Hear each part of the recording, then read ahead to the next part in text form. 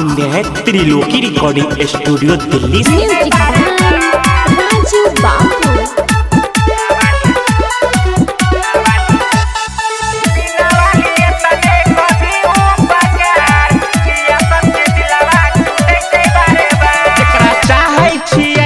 सजादा किया बदल ले छै इरादा, किया बदल ले छै इरादा। जकरा चाहे छियै जन सजादा किया बदल ले छै इरादा।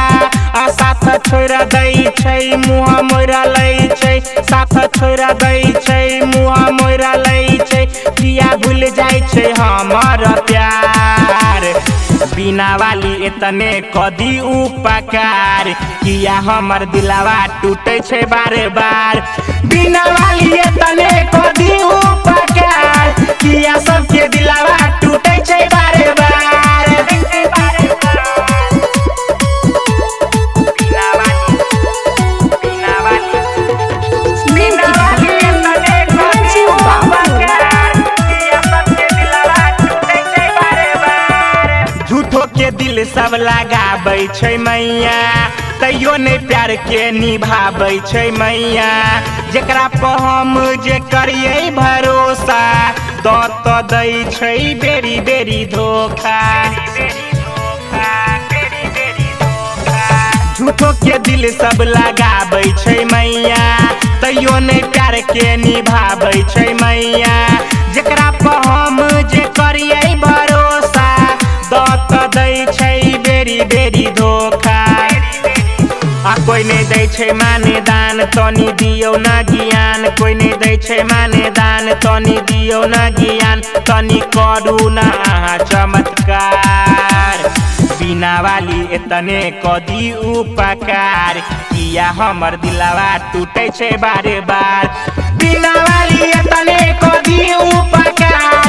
किया सबके दिलवा टूटे छै बार बार। राजू बाबू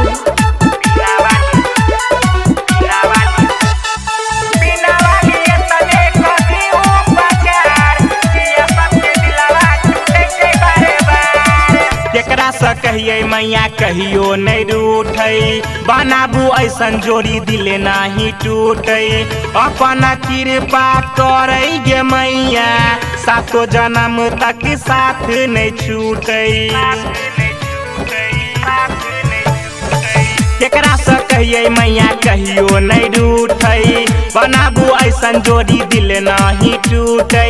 अपना कृपा करे गे मैया, सातो जन्म तक साथ नहीं छूटे।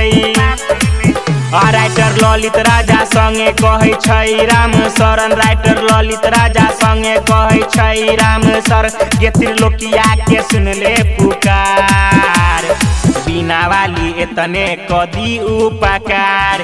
किया हमर दिलवा टूटे छै बार बार, बिना वाली इतने कदी उपकार। किया सबके दिलवा टूटे छै बार बार। मिक्स हुआ त्रिलोकी।